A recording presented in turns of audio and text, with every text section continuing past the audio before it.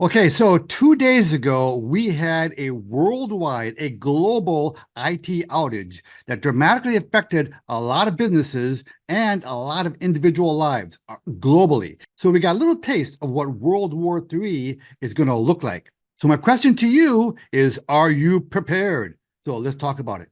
I got a bad feeling about this. This is the Hey Ed YouTube channel. I am your host, moderator, and all-around nice guy, Edward Anderson. So today, I want to talk to you about a very important topic that is not really getting very much coverage by the mainstream media. But this is really, really big stuff. And it should scare the hell out of you, and you need to be prepared for it. Now, as I'm recording this, it is July 21st. I know lately I've been giving you the date of my recording. That's for the sake of posterity, because there are a lot of historic things going on at the moment. I mean, so 10 years down the line, when some elementary school kid is doing, a project, I'm doing a report on, this day and age. I want to have the dates down. Okay, so again, there was a global computer outage caused by a company called CrowdStrike. So let's take a look at a few clips here, and I'm going to interrupt the clips along the way just to avoid copyright strikes. So let's take a look at what actually happened. According to your statement, it was a single content update that has managed to shut down air travel, credit card payment systems, banks, broadcasts, street lights, 911, emergency around the globe. Okay, so this just highlights, how vulnerable we are in the modern society. I mean, nowadays we are all reliant on technology, and one little disruption can have a cascading effect. A lot of people could not get money out of the banks. And listen, if you buy your groceries or if you pay for anything with your bank debit card or whatever, and the system goes down, you're screwed. And what if you're trying to travel? For that matter, what if you're trying to conduct any kind of business electronically through, Zoom calls or whatever? It would not be very difficult to disrupt an entire society, and things can devolve into a real dystopian state very quickly. Why is there not some kind of redundancy or some sort of backup? How is it that one single software bug can have such a profound and immediate impact? It's been a long night. We're always trying to stay one step ahead of the adversaries. And in this particular case, our systems are always looking for the latest attacks from these adversaries that are out there. So this content update went out, and as it does, and it's been doing for many, many years, obviously we've got a robust team that's looking at the safety and security and the quality of these updates, and we have to go back and see what happened here. All right, so to get a taste of the real world consequences that happened the other day, let's take a look at this clip. There is still thousands of customers here that are affected. You can see it right next to me. There's a long line with hundreds of Jetstar customers who have already had their flights cancelled this morning. The biggest impact here was the check-in system. It stopped particular airlines, obviously Jetstar, some Qantas flights. Rex was unaffected. Well, this IT outage has had an extraordinary impact right across the world, particularly at airports. 250,000 travellers impacted in the UK alone. Incredibly long queues being experienced. 2,000 flights in and out of the US have been cancelled. This extraordinary flight radar showing the airspace almost empty. So pretty much every corner of our society was touched. Whether it was airlines or whether it was banking, the 911 emergency systems. I mean, listen, just think about it. In this day and age, every modern car has a computer chip in it, right? Well, hey, so they at some point could be shut down. You could be driving down the road in your car and your car just shuts down, or maybe your car takes control and it drives you to wherever somebody wants you to go. So again, what exactly happened? Microsoft CrowdStrike issues causes largest IT outage in history due to their live updates.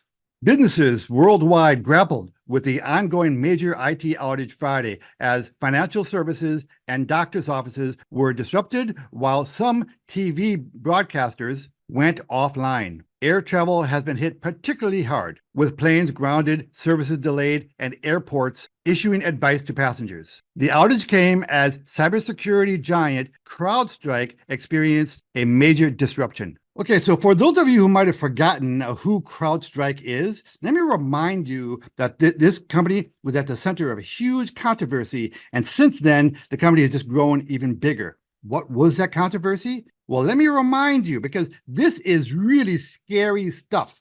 The people at the center of this big issue, they're part of a very insidious cabal that, man, you really, really have to know about. So let me remind you of the controversy that they were involved with just a few years ago. CrowdStrike was the company the Democratic Party, DNC, used instead of the FBI to download Hillary Clinton's server after their files were leaked during the 2016 election. Okay, so remember during the 2016 election, the whole business about, Hillary Clinton's, emails and all the rest of it, they were sitting on the DNC server. Well, the FBI are the people who should have been involved in taking a look at the server to make sure it was secure.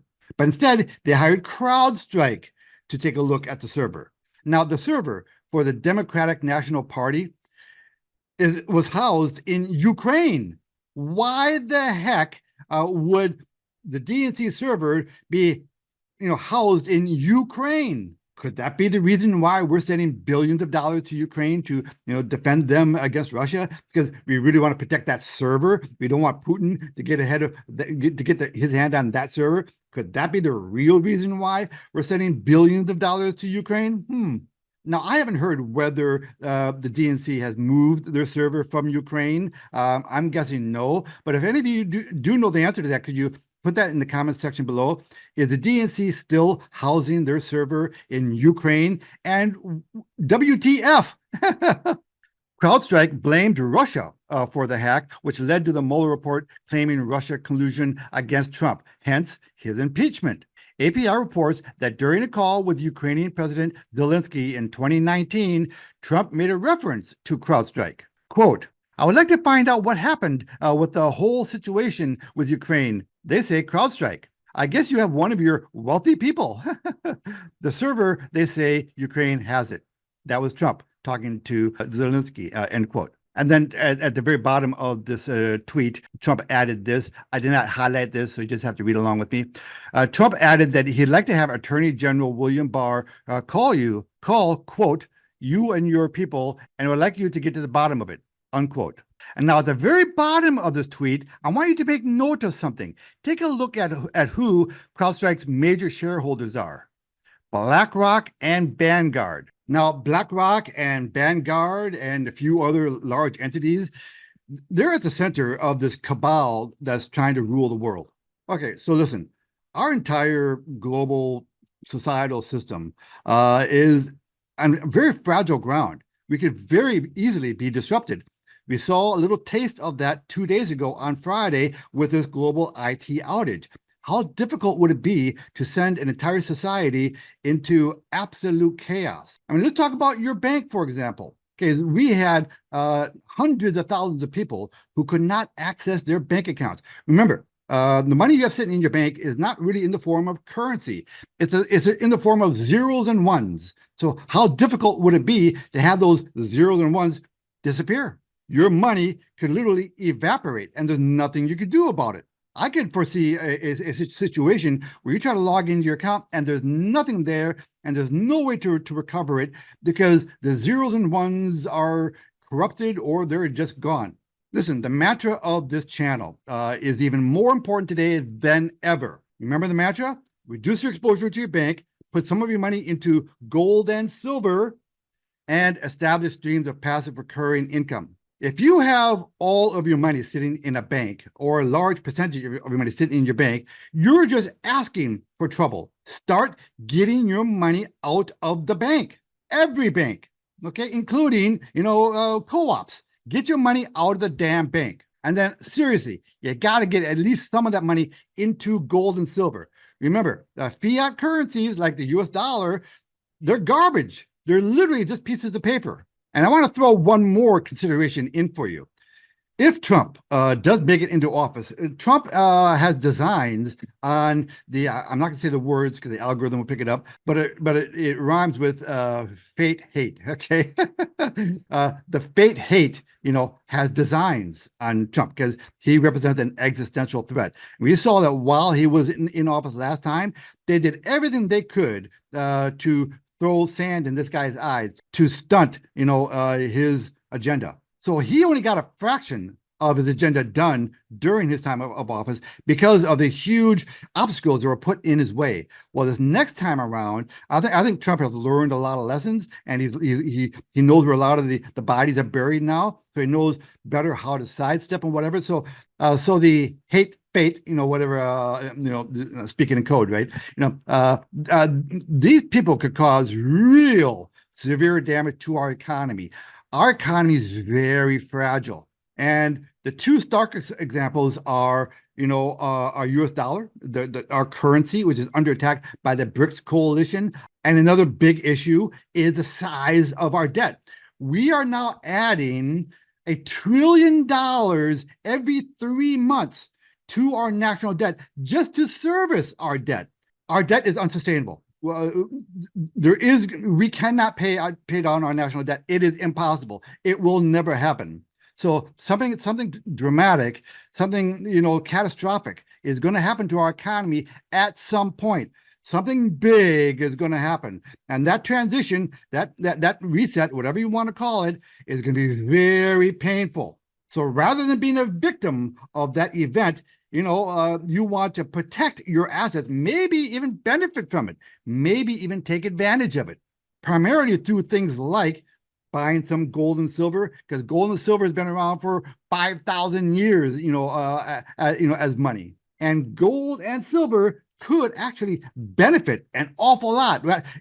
Rather than just preserving your wealth, your wealth could accelerate in value quite a bit by having your money in gold and silver during that event.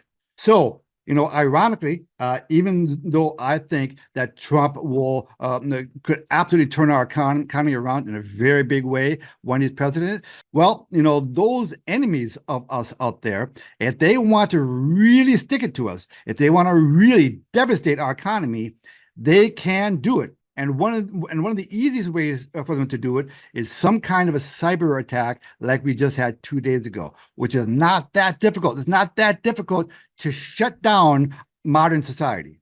So my question to you is, are you prepared? In the comment section below, let me know what you've been doing to prepare for the next big catastrophe. Are you ready, or are you going to start getting ready? Please share with me what you're doing. But listen, I'm not a financial advisor, but this is what I strongly recommend you do. Reduce your exposure to your bank, put some of your money into gold and silver, and establish streams of passive recurring income.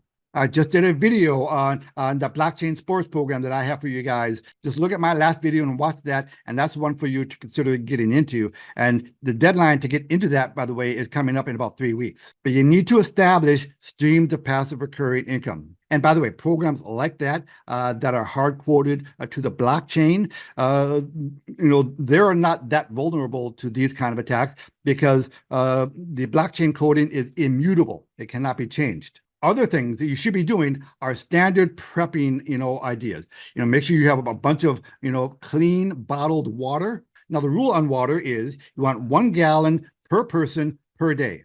You want to have a bunch of food, so canned food, pastas, things that that have long shelf lives.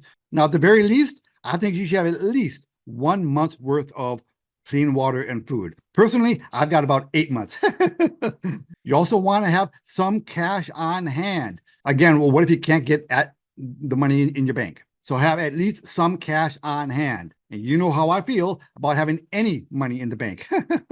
And by the way, when it comes to your gold and silver, there are programs like 7K Metals, which I'm involved with and I love. That's my favorite way of acquiring my gold and silver. If you want to use 7K Metals to do that, shoot me a message and I'll send you information on 7K Metals. Now, 7K Metals allows you to house your gold and silver with them, but I think you should have at least a portion of your gold and silver, in your hand. Again, for pretty obvious reasons. And you should have what's called a go bag, right? And have a bag, with your standard stuff in it, your passport and, stuff that you can easily grab just in case you have to get out of Dodge, real quickly. One final consideration that I want you to think about, okay?